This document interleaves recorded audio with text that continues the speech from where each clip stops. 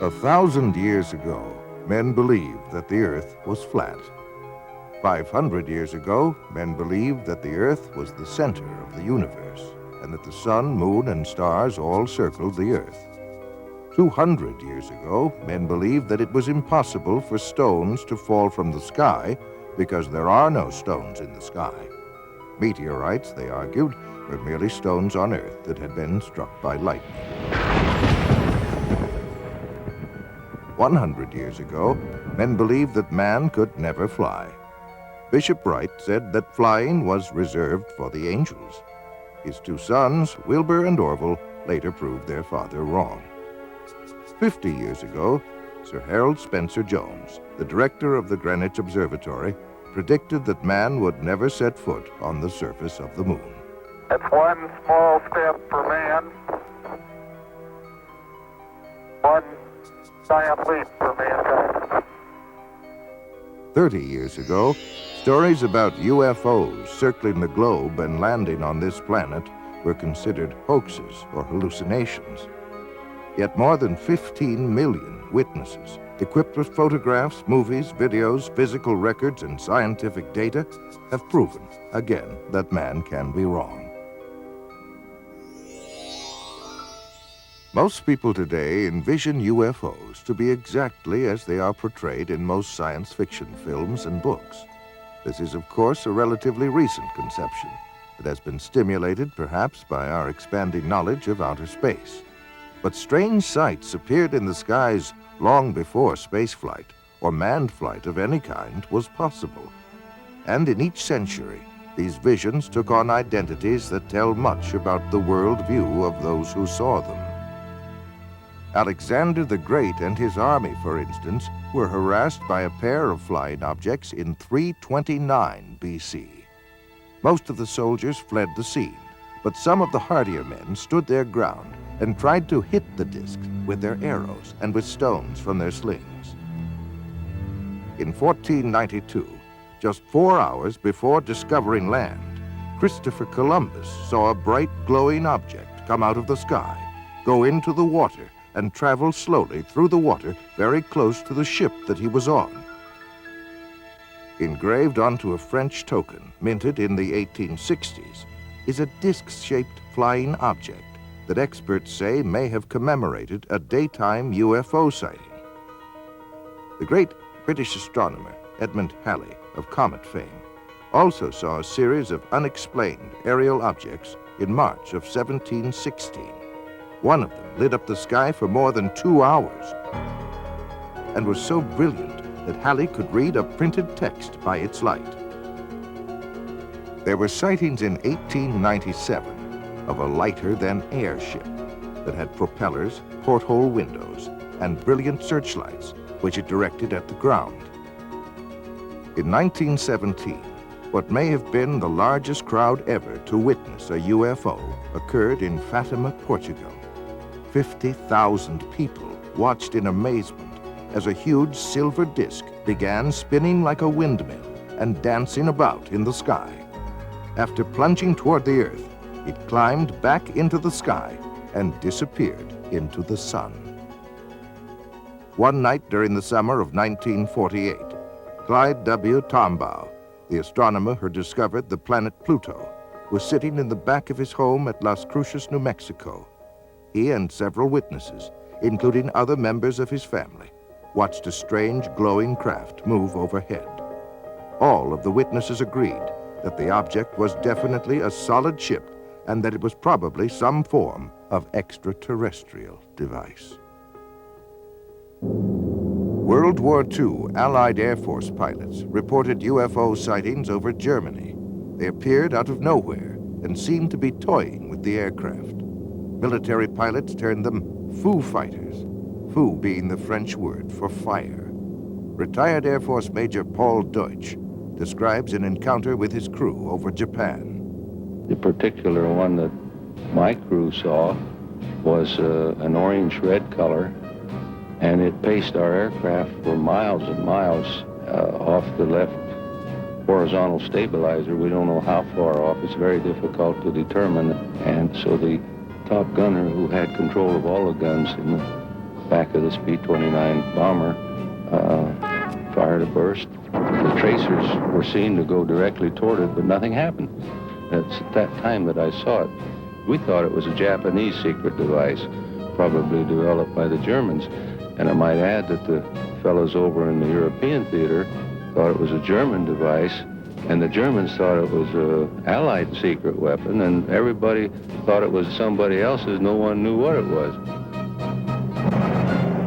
On December 5th, 1945, a squadron of 5 Avenger torpedo bombers with 14 experienced crew members flew out of Fort Lauderdale Naval Air Station in Florida. It was a short, routine flight. Each plane had a full load of fuel, and weather conditions were excellent. But something strange happened. The flight leader called in and reported not having any sense of direction. Air Control then ordered the squadron to head due west. The leader, with alarm in his voice, then said, "We don't know which way is west. Everything is wrong, strange. We can't be sure of any direction. Even the ocean doesn't look as it should." He then stated that weird, unidentified aircraft were closing in on them. His radio went dead. All 5 planes disappeared without leaving a trace. A giant Martin Mariner with a crew of 13 was dispatched to search for the 5 missing planes. It had the capability to land on the roughest of seas, but this plane also disappeared into the grim silence of the Atlantic. What followed was the greatest search operation in history. For 5 days, an armada of 300 planes and 21 ships crisscrossed the sea and sky, but no trace of the 6 aircraft or 27 crew members were to be found. To this day, it remains a mystery as to what happened.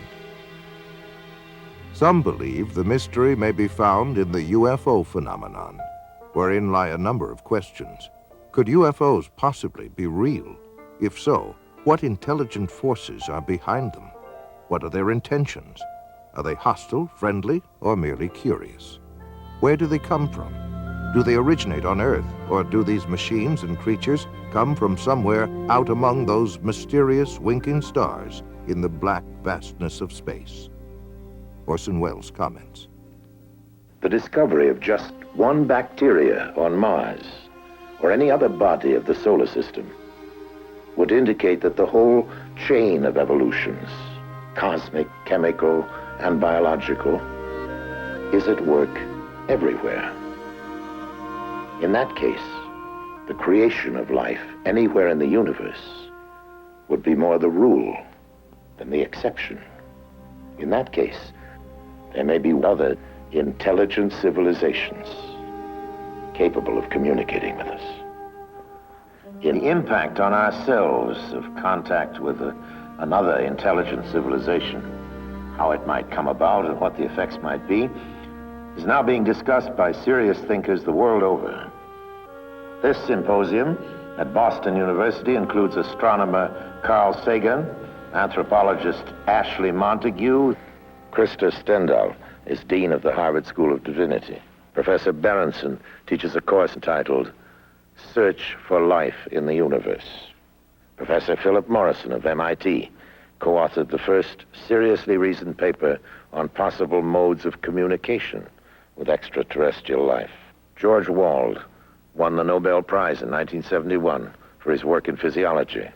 The most optimistic estimates, in the view of many, about the number of civilizations that there might be in the galaxy is of the order of 1 million, which means that only 1 in a few 100,000 stars has such a civilization.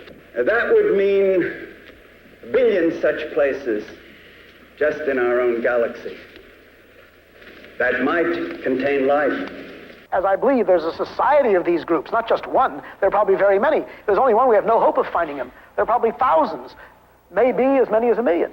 When we speak of life beyond Earth, what we generally mean is, of course, intelligent life, something resembling our noble selves. It is highly probable that there are such intelligent forms of life in other galaxies in the universe. And it is even more probable that many of these forms are vastly more intelligent than we. I'd like to quote a short passage from a recent report of the Astronomy Survey Committee of the prestigious and august National Academy of Sciences of the United States, probably the nation's most distinguished scientific body. This was printed in May of this year. Quote, "Each passing year has seen our estimate of the probability of life in space increase, along with our capabilities of detecting it. More and more scientists feel that contact with other civilizations is no longer something beyond our dreams, but is a natural event in the history of mankind." The dream of this so-called natural event began on October 12, 1992, when NASA's SETI program, Search for Extraterrestrial Intelligence, began a 10-year, $100 million project whose sole purpose is to seek the answer to a single question: is man alone in the universe? The centerpiece of the SETI program is the Arecibo radio telescope in Puerto Rico. Its 1,000-foot-wide antenna dish makes it the most powerful telescope in the world, with the effective power of 20 trillion watts. It is manned by more than 100 physicists, astronomers, computer programmers, and technicians who are staring at control panels in hopes of discovering radio waves that were created by intelligent beings. But why all of this special attention to the search of intelligent life beyond Earth? Some would argue that it is the byproduct of what has become known as the modern flying saucer era, which began on June 24, 1947. Kenneth Arnold, a 32-year-old Boise, Idaho businessman, was flying his single-engine plane over the Cascade Mountains of Washington. Arnold tells his story. I had reached the altitude of about 9,200 feet when a very brilliant flash lit the sky around me and actually lit up the airplane that I was flying. And I could see way off to the right, coming in the vicinity of Mount Baker, a whole chain-like string of aircraft coming at a tremendous speed. I could see plainly that they didn't have any tails. I had never seen aircraft of that kind. And I made a quick judgment that they must be approximately 100 foot in their wingspan. And the first unit or first craft flew at a higher altitude than the last. And of course, this is completely reversed from our normal flight patterns. I had a good fix with Mount Adams, and I thought I'd try to clock their speed between Mount Rainier and Mount Adams. Arnold estimated the speed of the craft at an astounding 1,700 miles per hour, nearly 3 times faster than any jet he had ever heard of. He was asked by a reporter to describe the mysterious objects. You know, they would skip and sail and give off these flashes, and you take a saucer and you skip it across the water, and it's erratic, and this is how the name Flying Saucer was born. This was the day, June 24th, 1947, that marked the beginning of what is known as the modern flying saucer era. What followed would be thousands upon thousands of unidentified flying objects over North America as well as other parts of the world. It seemed to hover for a matter of maybe 1 or 2 seconds, and then was out of sight within 2 or 3 seconds, which was a lot faster than it had been traveling originally. We were using our red lights and our aircraft landing lights, which is a spotlight, and pointing them or directing them at the UFO. And it was reacting to it audibly on occasion, and it did make a movement towards the lights. As we turned the light off, then it would return to its original position and remain stationary again, but it was reactive to the lights. I judged it to be at least 150 feet across it. It was saucer-shaped with a high dome. It was very shiny underneath. It was a porcelain-type finish.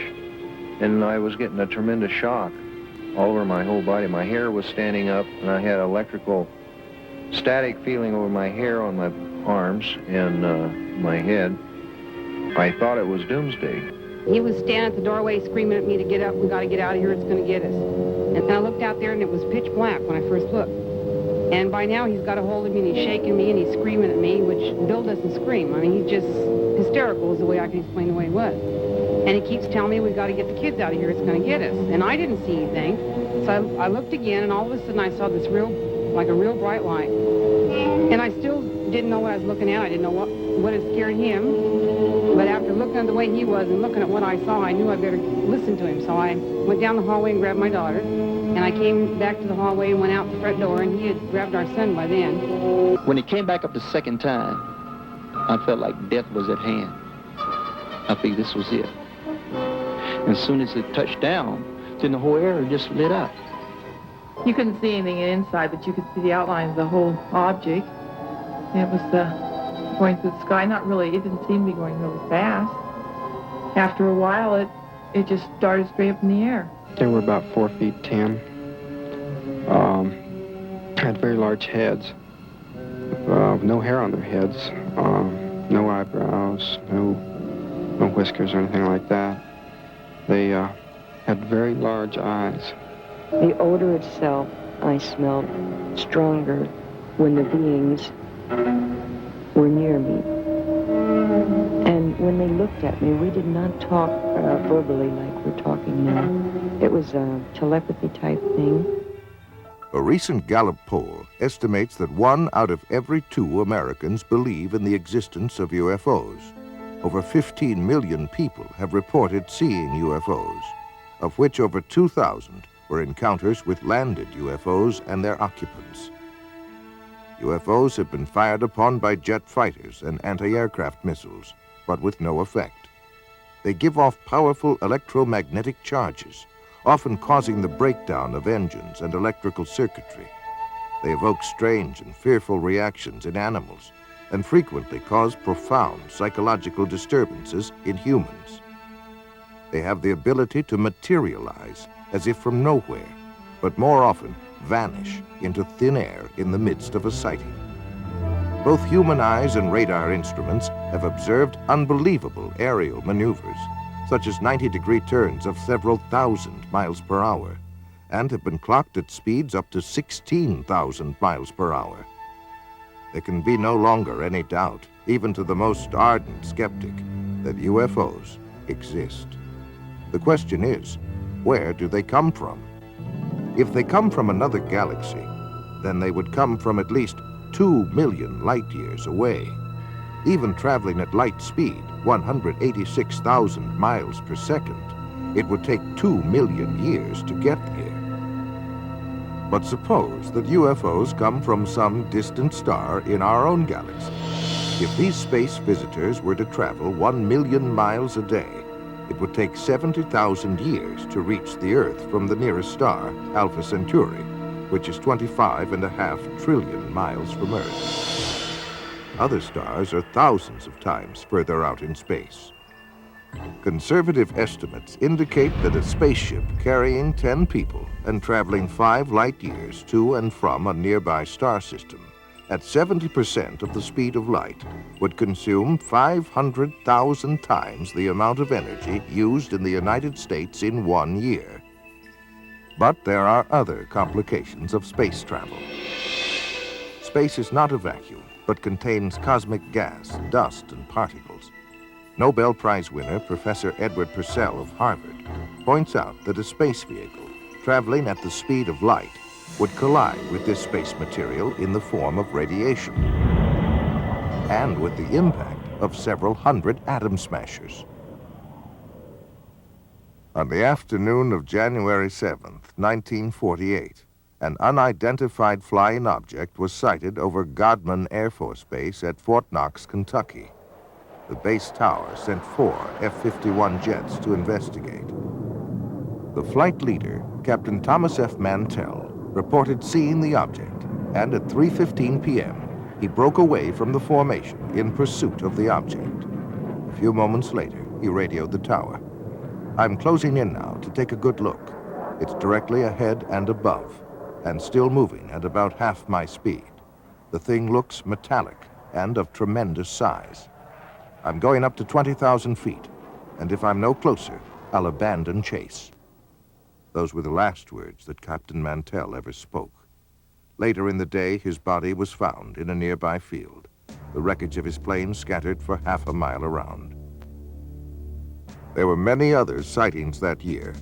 In July 1948, it was reported from Strategic Air Command in San Antonio to FBI Director J. Edgar Hoover that an unidentified aircraft was seen by an Eastern Airlines pilot, co-pilot, and one or more passengers flying over Montgomery, Alabama.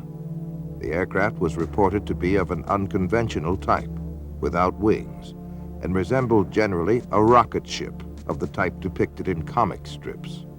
It was reported to have had windows, to have been larger than the Eastern Airlines plane, and to have been traveling at an estimated speed of 2,700 miles per hour. It narrowly missed a collision with the Eastern Airlines plane. And from an FBI memorandum dated March 14, 1949, comes this report. Flying discs are believed by the Air Force to be man-made missiles rather than some natural phenomenon, and that as much as 4 years ago, it was learned that some type of flying discs were being experimented upon by the Russians. It was further determined that most all of the flying discs seen by persons in the United States approached this country from a northerly direction and returned in the same direction, indicating a strong possibility that they are coming from Russia. On the evening of July 19, 1952, Senior Air Controller Harry G. Barnes at National Airport in Washington, D.C., picked up 7 slow-moving objects on his radar scope. He called Andrews Air Force Base and learned that they were seeing the identical blips on their radar. A pair of F-94 Air Force jets were soon searching the skies over Washington, where they found nothing. As soon as the jets departed, the blips reappeared on radar screens and remained there until daybreak. A week later, Harry Barnes picked up 10 more objects on radar.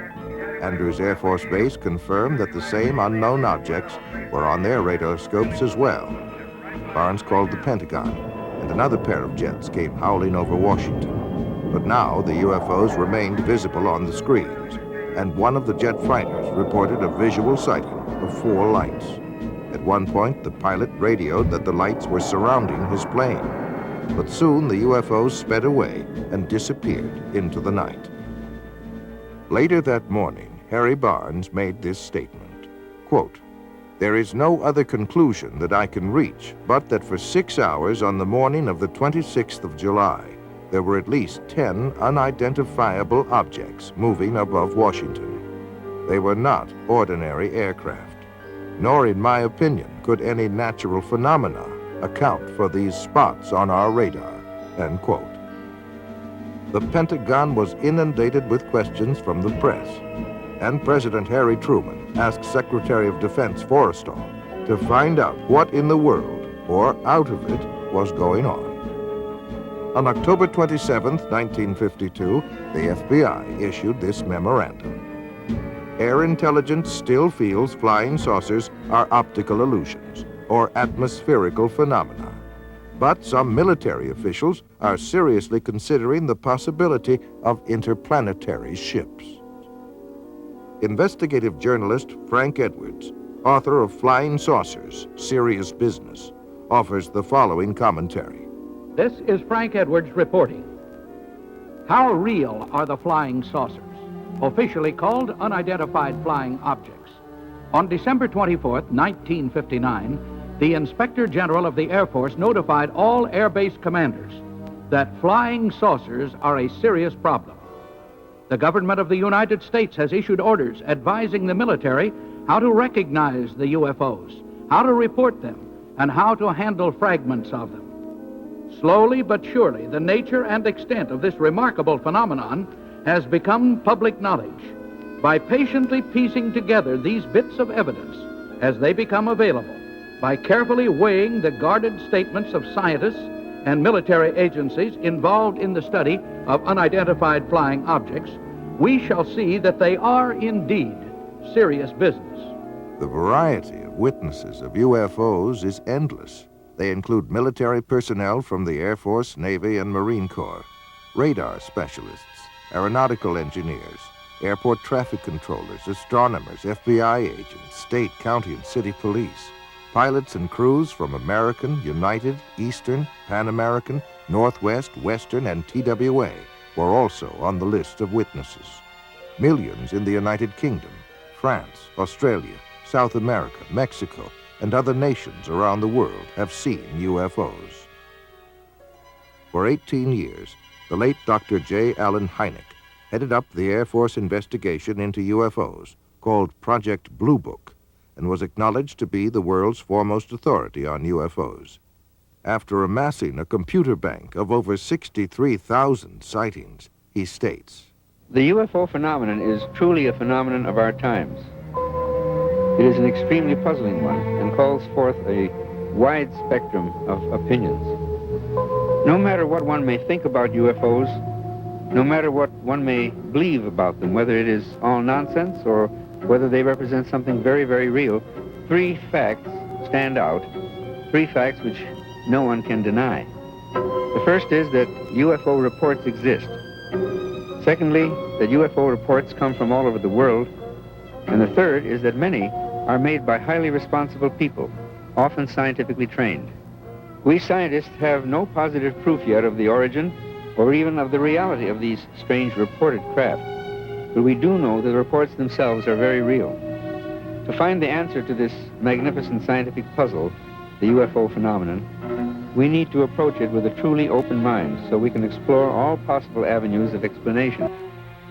Among those who claimed to have seen UFOs was Senator Barry Goldwater, who said, quote, "Flying saucers, unidentifiable flying objects, or whatever you want to call them, are real," end quote. Astronaut Gordon Cooper said, quote, "I believe these extraterrestrial vehicles and their crews are visiting this planet from other planets, and they're obviously a lot more technically advanced than we are here on Earth," end quote. Prince Philip of England is a flying saucer fanatic. He meticulously charts all important saucer sightings on a gigantic wall map in his private study at Buckingham Palace. General Douglas MacArthur was the supreme commander of all Allied forces in the South Pacific during World War II. He believed in UFOs and even commissioned a report that was over 20,000 pages long. During one of his last speeches to the cadets at West Point, he said, "Gentlemen, the next war will not be an international war, but an intergalactic war." He assumed that not only were there UFOs from another planet, but that they were hostile. One fall evening in 1969, Georgia Governor Jimmy Carter was preparing for a speech in the little town of Leary when he spotted a bright object in the western sky. Carter describes his experience. There were about 20 of us standing outside of a little restaurant, I believe, a high school lunchroom, and a kind of a green light appeared in the western sky. This was right after sundown, and it got brighter and brighter, and then eventually it disappeared. It was not, didn't have any solid substance to it. It was just a very peculiar looking light. None of us could understand what it was. Former President Ronald Reagan made statements concerning UFOs on 18 different occasions while in office. The following is an excerpt from one of his speeches. "I've often wondered, what if all of us in the world discovered that we were threatened by a power from outer space, from another planet? Wouldn't we all of a sudden find that we didn't have any differences between us at all?" After leaving the White House, Reagan admitted to having seen a UFO while he was governor of California. He was aboard the governor's plane at the time. His wife, Nancy, as well as several other people, also saw it and described it as a green, glowing UFO. They chased it for some 300 miles before it went out of the plane's range. On November 7th, 1975, an alarm went off at Malmstrom Air Force Base in Montana, the site of launching facilities for Minuteman missiles.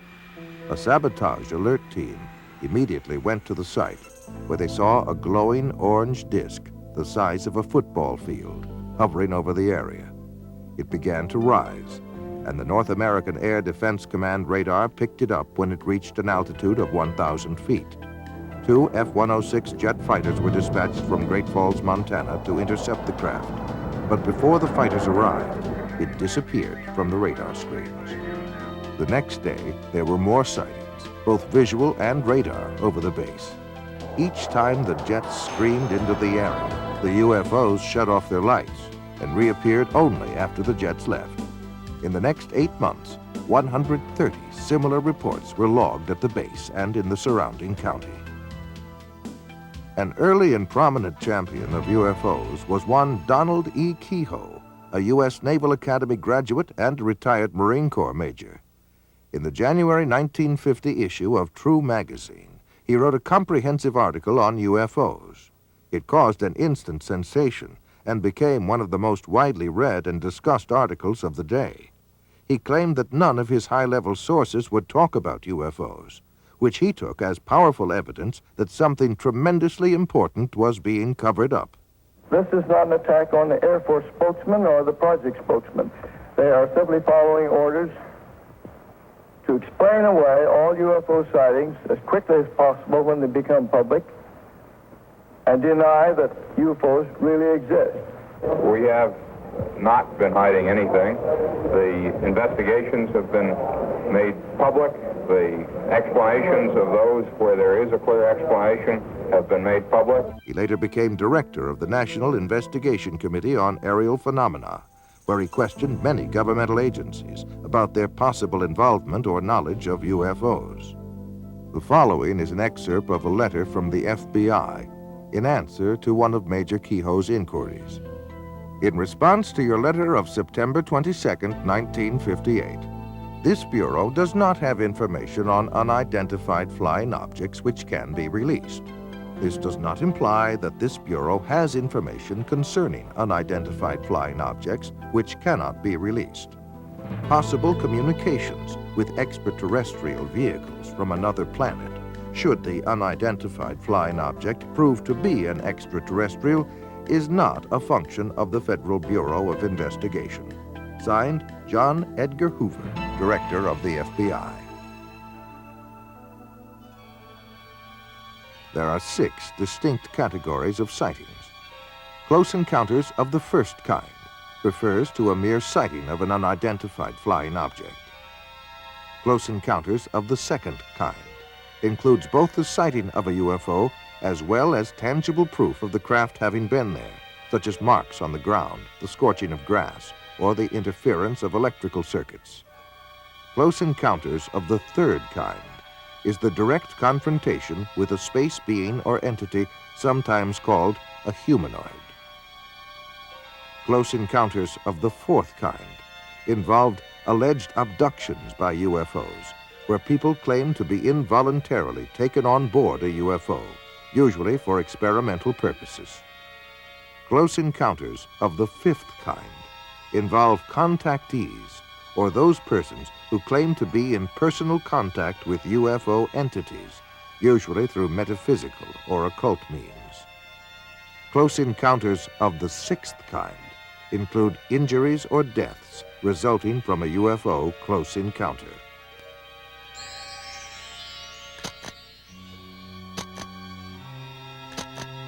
One of the greatest waves of UFO sightings in modern history came in 1965, with more than 500 cases reported during the summer months alone. One such case was near Ann Arbor, Michigan, where 50 people and 12 police officers in 3 counties reported having seen objects flashing across the pre-dawn skies. That evening, 87 female students at Hillsdale College near Ann Arbor watched an object flying around and flashing bright lights for a period of about 4 hours.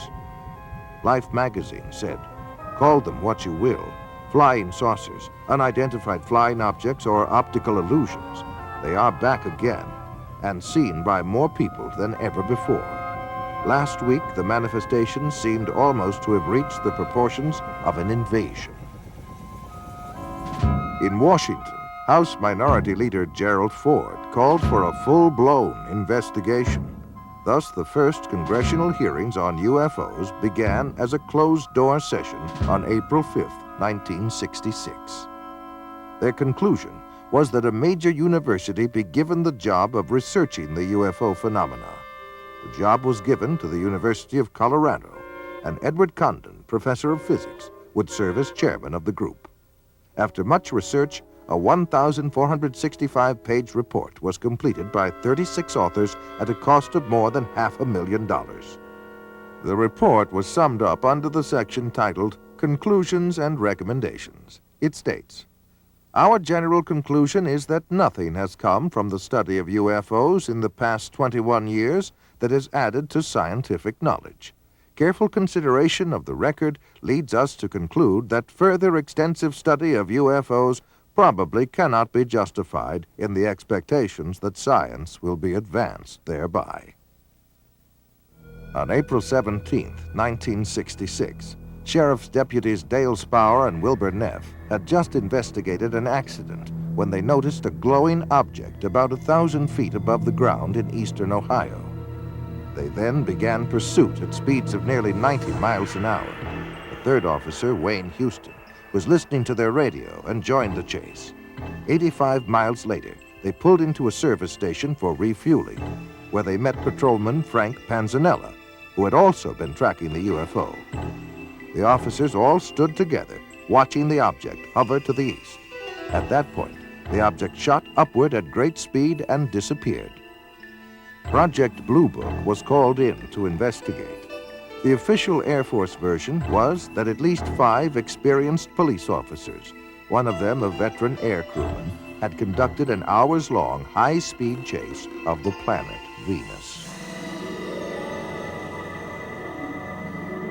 For more than 20 years, from 1948 through 1969, the United States Air Force was in charge of investigating UFO reports. The first study, established in 1948, was called Project Sign. Its conclusions were that UFOs were real and estimated them to be interplanetary craft. The Pentagon rebuked the report, calling it science fiction fantasy.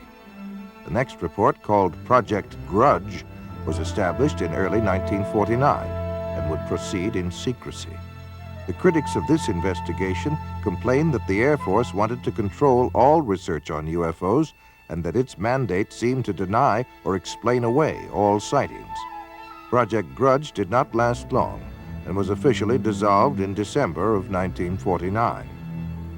However, there had been many recent UFO sightings in New Mexico, so the Air Force launched a new study known as Project Twinkle. An observation post was set up in New Mexico and was armed with cameras, telescopes, and other optical equipment. They waited and waited, and after a year of frustration, the Air Force terminated Project Twinkle.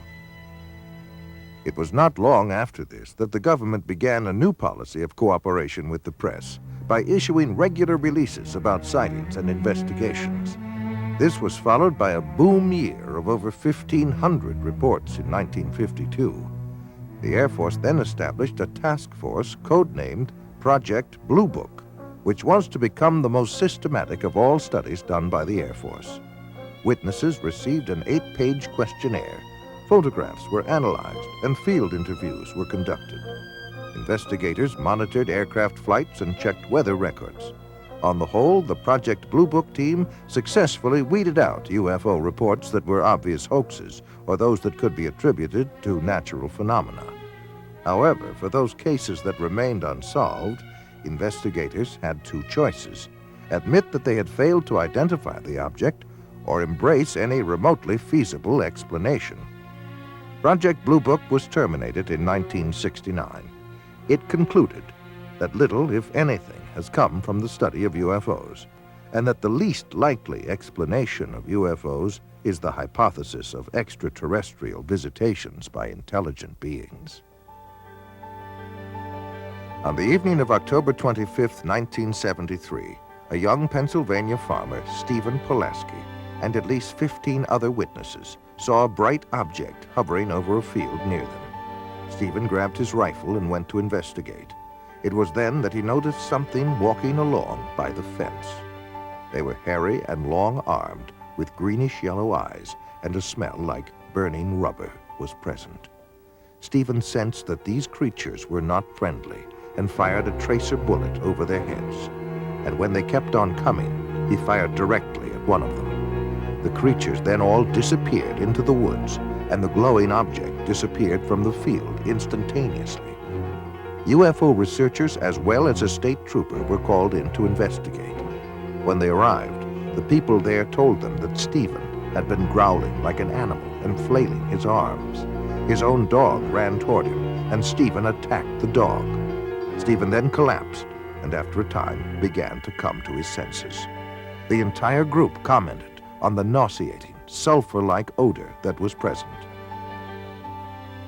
One of the earliest references to a spacecraft is probably that found in an ancient Egyptian account, some 1,500 years before Christ. One of the characteristics of that craft was the foul odor that emitted from it. The Amityville Horror was based on a factual account of what happened to a family in Amityville, New York. An irritating and nauseating odor seemed to accompany the presence of the ghost or spirit entity that entered there from time to time. Whitley Strieber wrote of his abduction experiences in his book, Communion. He said he could smell their presence and that it smelled like sulfur. On October 11th, 1973, Charles Hickson and Calvin Parker were fishing when a strange craft descended and hovered near them. Parker passed out, and Hickson was paralyzed, but was able to continue observing what was happening. Two entities then emerged from the craft and picked Hickson up by his arms and carried him inside the ship, where he was thoroughly examined. He was then taken back to where they had been fishing on the riverbank. When the two fishermen went to the sheriff's office to report their story, they were interrogated and then left alone in a room with a hidden microphone. The recording of their conversation revealed that both men were quite frightened by their experience. The emotional trauma had been so great to Parker that after Hickson left the room, he began to pray. Ultimately, he suffered a nervous breakdown as a result of his experience. In the spring of 1959, UFOs brought panic to Soviet radar and Air Force personnel by hovering and circling for more than 24 hours above Sverdlovsk, headquarters of a tactical missile command. Red fighter pilots were ordered airborne to chase the UFOs away, but later reported that the alien objects easily outmaneuvered their jets and zigzagged to avoid their machine gun fire. The Russian spacecraft Salyut-6 returned to Earth in 1978 after 96 days in orbit. They told of a formation of UFOs which trailed them closely for 3 complete orbits around the globe. One of their cameras captured 20 minutes of incredible motion picture footage of this encounter. According to a previous mutual agreement, the Russians forwarded copies of the film to the United States to be analyzed. Unofficial statements from NASA state that it is the best motion picture footage ever filmed of UFOs. The foremost Russian authority on UFOs, Dr. Felix Zeigel, contends that UFOs may have frightened, harassed, and possibly even killed Russian cosmonauts on their missions. T-minus 25 seconds. 20 seconds and counting. T-minus 15 seconds. Guidance is internal. 12, 11, 10, 9. Ignition sequence start. 6.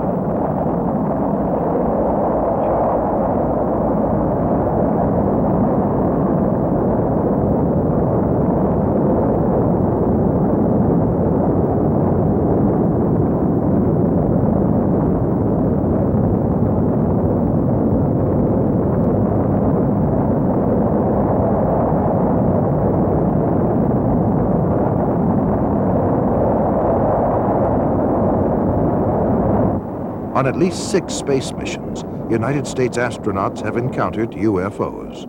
Journalist Frank Edwards records the following incident. As Major Cooper was making his final orbit of the Earth in May of 1963, he was approaching Perth, Australia.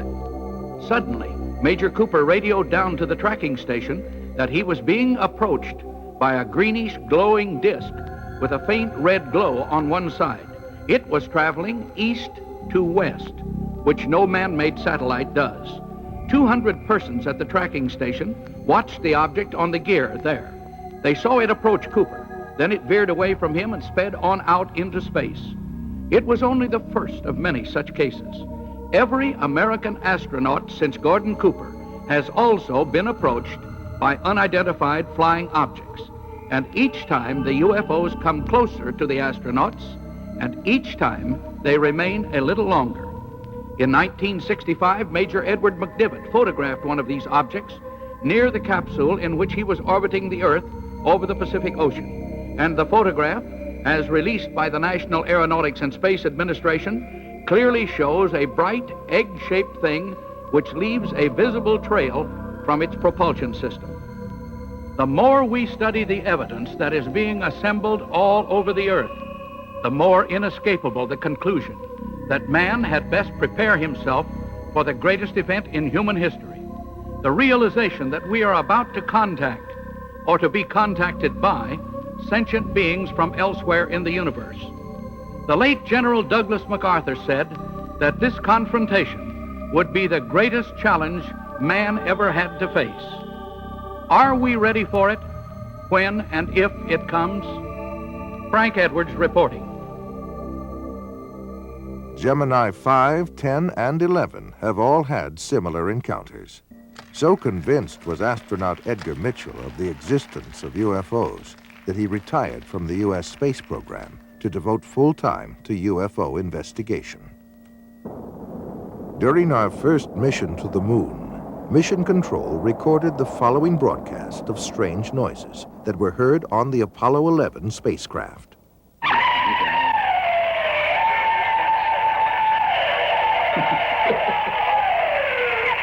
This is Apollo Control. Still no explanation. The weird noises emanating from Apollo 11, if indeed it is from Apollo 11. Perhaps we'll all shake out later in the mission as to what these strange noises are.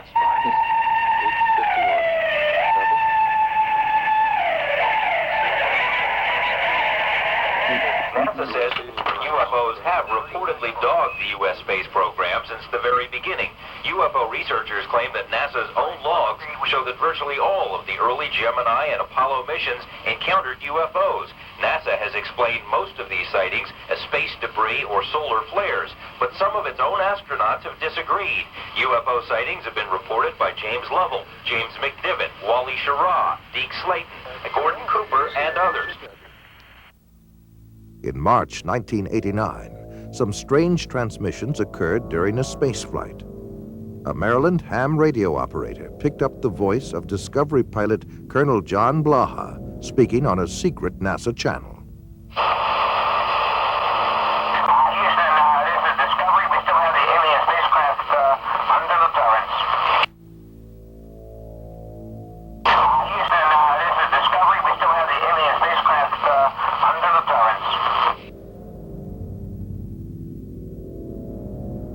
Dr. J. Allen Hynek explains one alternative theory that we might be dealing with something from another dimension.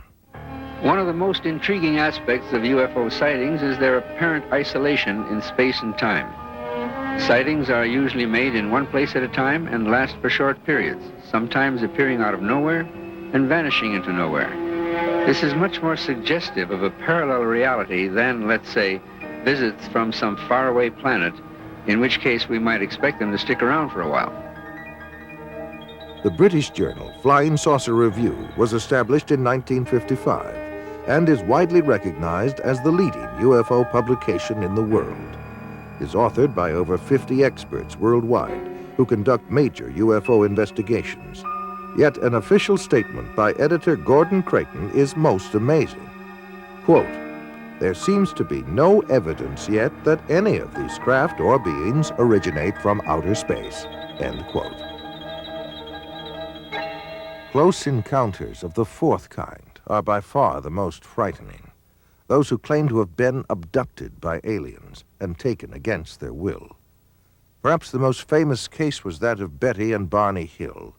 Their story began on the night of September 19th, 1961. As they were returning to their New Hampshire home from a vacation in Canada. They saw a distant point of light which seemed to move erratically. As it moved closer, it became more intense. Betty Hill remembers. This craft left the top of the mountain, came out of the highway, and stopped in midair. Barney took the binoculars and started out of the car in an attempt to identify the craft. And as he did this, he saw a group of figures standing in the windows looking down at him. One was saying to him, "Don't be afraid. Keep looking, stay there. Don't be afraid. No harm's going to come to you, but stay there." And the craft started to descend. And Barney ran back to the car, saying we had to get out of there. They were going to capture us. And we took off speeding down the highway. They made it home without further incident, but in the days and months that followed, they experienced nightmares, flashbacks, and extreme anxiety. They were also unable to account for more than 2 hours between the time they first encountered the UFO and the time they reached home. Where had the missing time gone? What had happened? They sought out a psychiatrist, and through hypnosis, Betty and Barney Hill narrated a tale much stranger than the one that had been lodged in their conscious minds. Barney put on the brakes, the car motor died. They separated, came up on each side, took us out, took us in a path through the woods, took us on board, gave us physical examinations. We were being kidnapped. Betty Hill remembers being able to offer a detailed description of her alien abductors. They were all shot. The leader, I would say, was my height, or just a little taller than I am, and I'm 5 foot. They were bald, no hair, no eyebrows, no eyelashes, and no earlobes, no ear, we could say. Very large eyes, very small flat nose, thin slit for mouth. Betty Hill said that they were most interested in human sexuality and that they communicated through a form of telepathy that sounded like a voice loud and clear inside their heads. Bud Hopkins has written several books on UFOs, including Missing Time and Intruders. He is one of the foremost experts on abduction cases, otherwise known as close encounters of the fourth kind. And now we've come to the conclusion that abduction, of their involvement with human beings, that this is the center of the entire UFO phenomenon, and that actually when people have UFO sightings, it's very possible that what they're seeing is something on its way to or from an abduction of somebody. They're not just flying around up there, they are interested very profoundly in human beings. Whitley Strieber claims to have been abducted by alien beings on more than one occasion and wrote of his experiences in his best-selling book, Communion. I've had, since I wrote Communion, over 55,000 letters from people around the world who've had this similar things that think they have happened to them, and we still get about 200 a week. The Intruders Foundation and the Fund for UFO Research show that 1 out of every 50 American adults, 3.7 million people, indicate that they may have had an abduction experience with an unidentified flying object. I remember my mother was taken in a Jeep and that I was there with a UFO. There was a beam of light that came down and I was beamed onto the ship. These experiences sound crazy. It sounds impossible. It is impossible according to our physics, but we often use hypnosis to help flesh out all the recollections. A top scientist, Dr. Leo Sprinkle, conducted a 5-year study of 82 persons who reported UFO experiences. Most of them were able to relive the experience through hypnosis, and all suffered severe psychological disturbances afterwards. They claimed to have been taken inside spaceships and examined by humanoids who communicated telepathic messages to them. Dave Hunt is an investigative journalist and has authored 18 books. His research and consulting expertise takes him around the world. Cal State University, Long Beach. And again, I forget the names of the scientists there who were working on this, and this is a number of years ago now. They did research, and they took people at random. And unless you're going to say everybody's been abducted, they took people at random and who had no such idea, or no indication they'd ever been abducted. And they hypnotized them, took them into a deep state, then suggested that they were being approached by a UFO, asked them to describe it. Their description was the same as the others. They suggested you're being taken aboard. Or what do the entities look like? And they came up with similar descriptions. And then when they're taken aboard, what's happening to you? Well, I'm getting a medical examination, you know, or... In his book, Secrets of the UFOs, ufologist Don Elkins made the following observation. I have found that some people can achieve the contact phenomenon simply by being hypnotized, and the same general message permeates over 90% of the millions of words received by thousands of people around the world. No one knows what hypnosis is. No one knows what goes on in the mind. It's an altered state of consciousness like yogis and witch doctors have been practicing. It loosens the normal connection between your spirit and your brain, and of course if the hypnotist can control you, make all kinds of suggestions, make you think things are happening that are not happening, make you think you have powers that you don't, experiences that you haven't, even implant memories. Other beings, if there are other minds out there, they could also do the same thing. Sir John Eccles, Nobel Prize winner for his research on the brain, describes the brain as, quote, a machine that a ghost can operate, unquote. What he means by that is your spirit operates your brain in a normal state of consciousness. In an altered state, reached under yoga, a TM, hypnosis, you have loosened the normal connection between your spirit and your brain, and that allows another spirit, other entities, other minds to interpose themselves and begin to tick off the neurons in your brain, create a universe of illusion. I believe that it's demonic. I think all of the evidence indicates this. I'm a hypnotherapist. Oh, very interesting. So I have been able to do hypnosis for many years and have naturally been able to go into a very deep trance. And I can do that on my own. And that's really how it came about. I went to a course. I was always told that I would be a trance channeler, and I went, well, okay. Which is, I'm sorry, which is? Okay. Someone who is able to go into a trance and to allow spirits to speak through them. Okay. Some people claim that by allowing themselves to be put into an hypnotic trance, they are acting as a channeling device in which the extraterrestrial being speaks through them. The following is an actual sampling of those messages. We come from the Interplanetary Confederation of Solar Systems, and our purpose is to aid our brother man on the planet Earth as the new age dawns. The teacher that was known to you as Jesus was able to use many more of the abilities than the people of this planet. Unfortunately, man upon planet Earth has misinterpreted the meaning of this man's life. He was no different from any of you. He was simply able to remember certain principles. These principles may be realized by anyone at any time. It is only necessary that you avail yourself to our contact through meditation in order to begin to re-realize that which is rightfully yours, the truth of the creation and the truth of your position in it. Know ye not that ye are gods? We have been puzzled at times by the inability of the people in general of this planet to be awakened to this simple truth.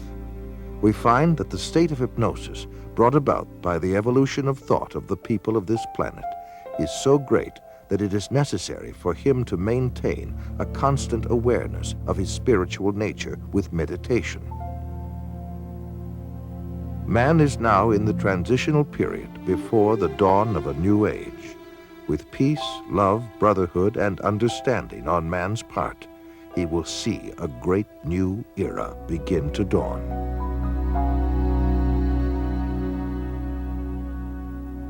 In his book, Flying Saucer Pilgrimage, Bryant Reeves summarizes his findings in this statement. From our analysis, the teachings of the space beings appear to support many of the principles taught in Oriental philosophy by seers of the Far East. UFO researcher John Weldon then offers this question. How credible is it to think that literally thousands of genuine extraterrestrials would fly millions of light years simply to teach New Age philosophy, deny Christianity, and support the occult? And why would the entities actually possess and inhabit people just like demons do, if they were really advanced extraterrestrials.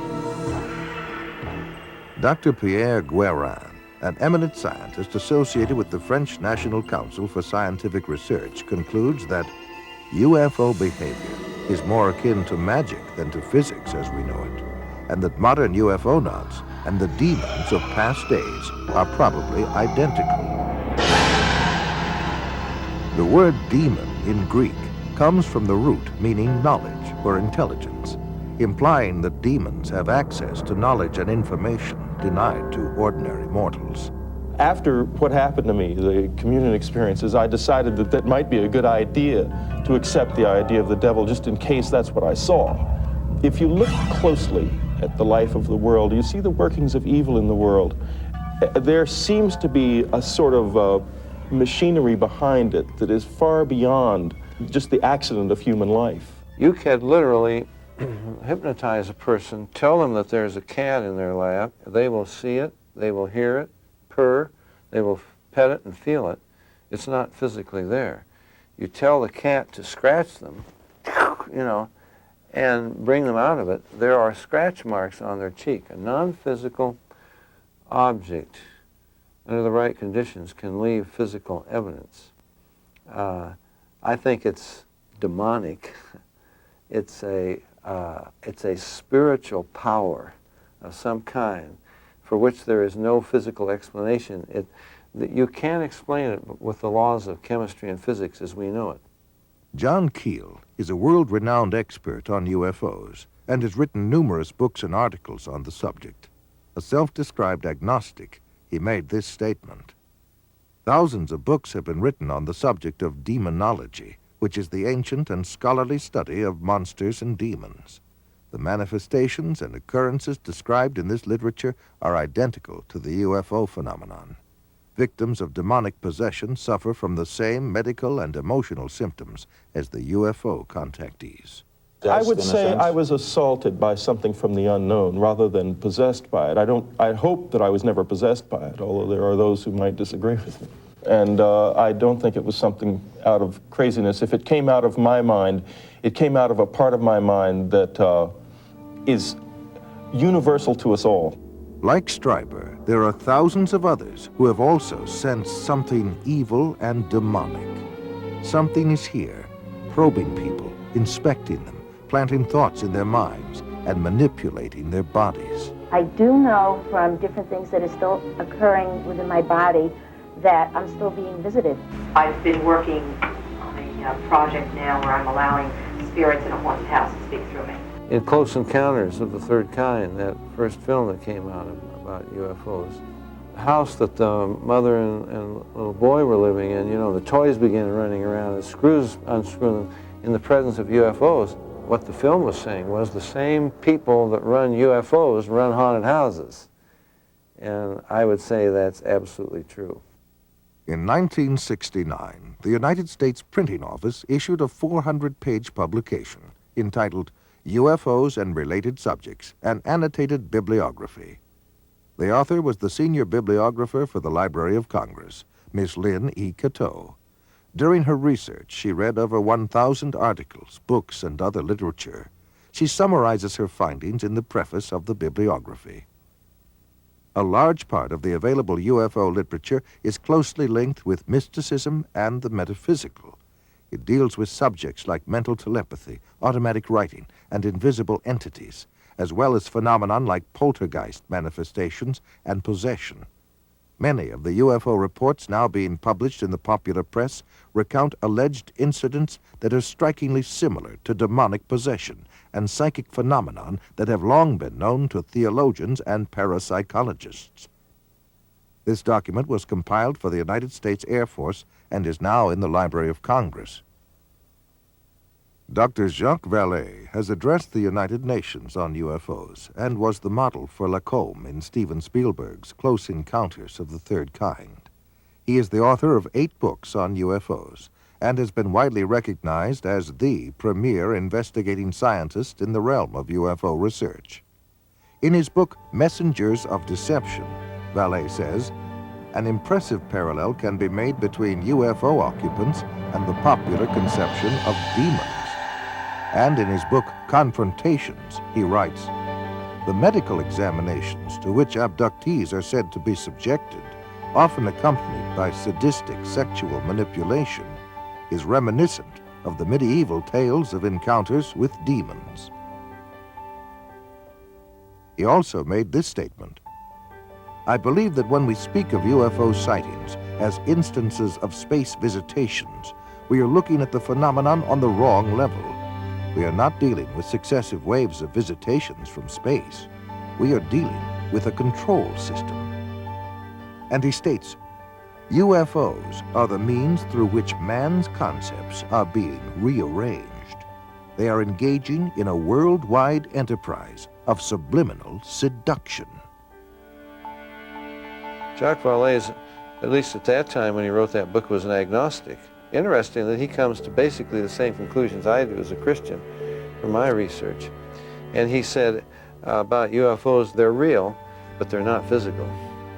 They're messengers of deception. And this was based on his research of about 20 years. They seem to be psychologically preparing, setting us up for some ultimate delusion that is too horrible even to imagine as yet. I would agree with that. Where did you begin gathering some of the information that possibly that information on there is another planet or there are other beings? Where did you gather this information? Well, it all goes back to my childhood, so in a way it's a lifetime project. I don't recall if I was 8 years or 9 years or whatever, but we were studying, luckily studying it in its original Hebrew language, the Bible. We got to the story of the deluge, the great flood in chapter 6 of Genesis. It is preceded, before the tale of Noah and how he built the ark, etc. It is preceded by a few very enigmatic verses, which are obviously the remainder of some longer story. And it starts with a verse that many preachers have used, because those were the days when the deluge occurred, when there were giants upon the earth. And I raised my hand and said, but excuse me, teacher, why do you say giants when the Hebrew word is Nephilim, which means those who have come down? So he said, Sitchin, sit down. You don't question the Bible. And though, as I said, I was 8 or 9 years old, this really annoyed me, because I was not questioning the Bible at all. I was questioning what I thought was a wrong interpretation of a biblical term. And that became an obsession with me. Who were the Nephilim? Why did the Bible use that term for those who are later described as the sons of the gods, the people of renown and so on, who married the daughters of men, so they were something different. Now, you have mentioned to us the biblical account, which says that the sons of God, of course, intermarried with the daughters of men. Yes. Do you take this to mean that these extraterrestrials, if you will, came down and intermarried with our race, mingled with our race? Yes, they did so just before the deluge, but before that, as the tale in Genesis says, they helped us come about through genetic manipulation. This is what I keep telling whenever I have an opportunity, that there's really no conflict between evolution and creationism if they will just both read the Bible in Hebrew and understand what it says. Because they did not create us, Homo sapiens, out of nothing. They just jumped the gun on evolution. Hominid, let's call it ape men, evolved through evolution. But at some point they came, about 300,000 years ago, and this is corroborated now by biologists and other scientists, that it happened 300,000 years ago. And they jumped the gun on evolution by combining, genetically manipulating the genes of ape men, ape women, combining them with their genes, and bringing us about much sooner than we would have appeared. Normally, evolution would have taken I don't know, another 2 million or 10 million, I don't know how many years. So we're the They jumped the gun. ancestors of all of the mix and match here. Right, right. And then, as the mankind spread and there were daughters of men, some of them took the daughters of men as wives.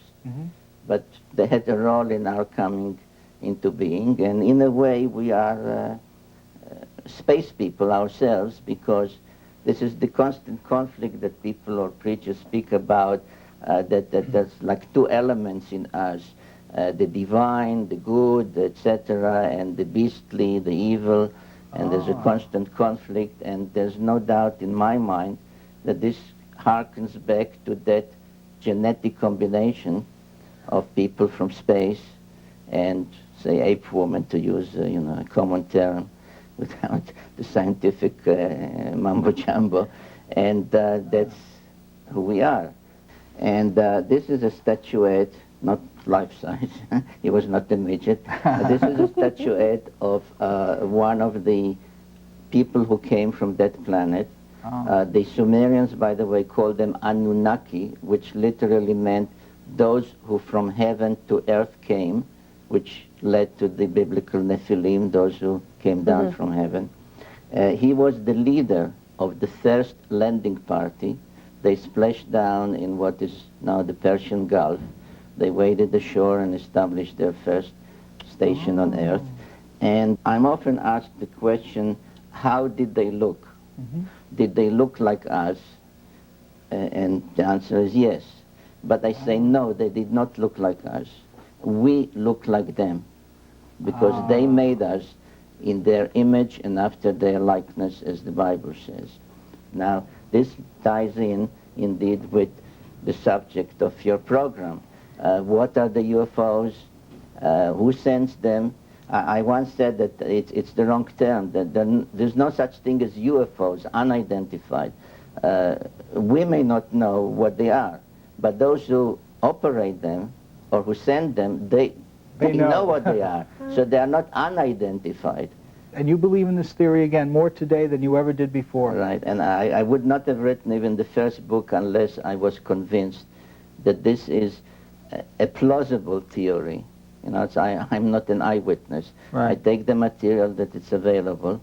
I interpret it in terms of our own knowledge. For example, when an ancient depiction shows two astronauts. You know what? People are going to have to wait until your book comes out, and we'll find out more about it, okay? To leave them hanging. Thank you so much, Zechariah Sitchin, the author of The Earth Chronicles. I'm Deborah Lynn for UFOs over Long Island. And I'm Bill Nell. Join us again next time.